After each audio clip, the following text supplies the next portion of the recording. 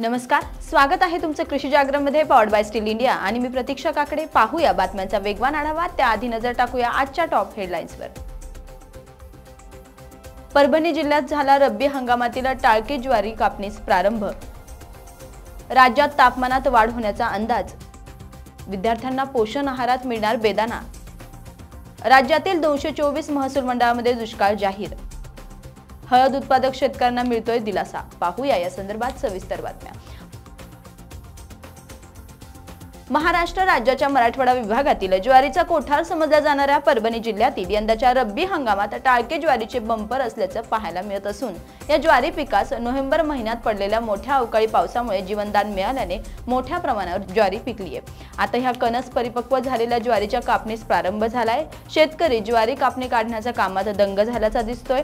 कधी नव्हे ती यंदा ज्वारी पिकल्याने ज्वारीचे उत्पादन भरघोस होऊन पशुधनाच्या चाराचाही प्रश्न आता मिटणार आहे। उत्तर पश्चिम भारतातील राज्यांमध्ये हवामान बदलणार आहे। हवामान विभागाने दिलेल्या माहितीनुसार शनिवारपासून म्हणजे 17 फेब्रुवारीपासून नवीन वेस्टर्न डिस्टर्बन्स सक्रिय झाले आहे। त्याचा परिणाम उत्तर पश्चिम भारतातील राज्यांमध्ये दिसून येईल। त्याच्या प्रभावामुळे वायव्येकडील डोंगराळ भागात बर्फवृष्टी दिसू शकते आणि मैदानी भागात पावसाच्या हालचाली दिसू शकतात। हवामान खात्याने दिलेल्या माहितीनुसार 18 ते 22 फेब्रुवारी दरम्यान वेस्टर्न डिस्टर्बन्सचा प्रभाव दिसून येईल। हवामान खात्याच्या म्हणण्यानुसार आज म्हणजे रविवारी पश्चिम हिमालय प्रदेश, जम्मू आणि काश्मीर, लडाख, हिमाचल प्रदेश आणि उत्तराखंडमधील काही भागात हलका ते मध्यम बर्फवृष्टी दिसून येईल। या हवामान क्रियाकलाप 22 फेब्रुवारीपर्यंत सुरू असणार आहे।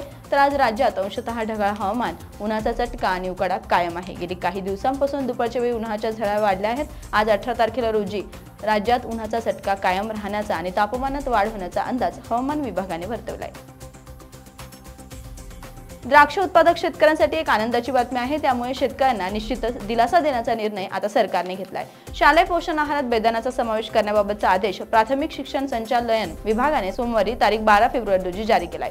बेदाण्याचा शालेय पोषण आहारात समावेश केलाय, त्यामुळे शेतकऱ्यांमध्ये आनंदाचे वातावरण आहे। या निर्णयामुळे बेदाण्याला चांगलाच दर मिळू शकतो।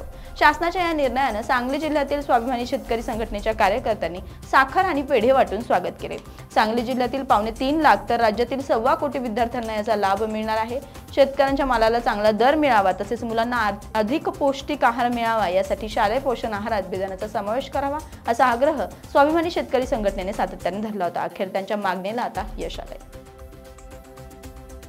राज्यातील 224 महसूल मंडळामध्ये दुष्काळ जाहीर झालाय। 19 जिल्ह्यातील 224 मंडळाचा यात समावेश आहे। तर दुष्काळ परिस्थितीचा लाभ मिळावा यासाठी शासनाने दुष्काळ सदृश जाहीर केलेल्या महसूल मंडळाच्या व्यतिरिक्त त्यात विभाजन करून नव्याने करण्यात आलेल्या मंडळातही दुष्काळ सदृश परिस्थिती शासनाने जाहीर केली।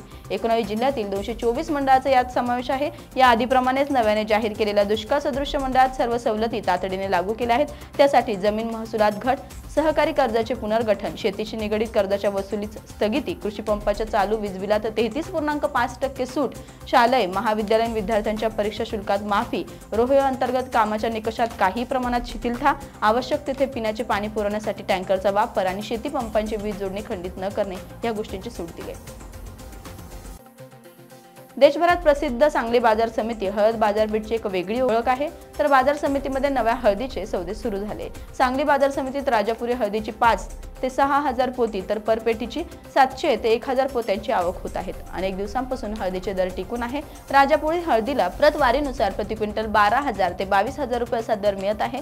गेल्या वर्षीच्या तुलनेत हंगामाच्या सुरुवातीला दर चांगले मिळत असल्याने हळद उत्पादक शेतकऱ्यांना मोठ्या प्रमाणात दिलासा मिळाला आहे। यंदाच्या हंगामापासून हळदीच्या दरात तेजी असून भविष्यात देखील हळदीचे दर चढत राहतील अशी शक्यता हळद उद्योगातील जाणकारांनी व्यक्त केली। तर बुलेटिनमध्ये वेळ झाली इथेच थांबण्याची। तसेच कृषीच्या वेगवान बातम्या पाहण्यासाठी आणि नवनवीन व्हिडिओ पाहण्यासाठी कृषी जागरण मराठी चॅनलला सबस्क्राइब करायला मात्र विसरू नका। नमस्कार।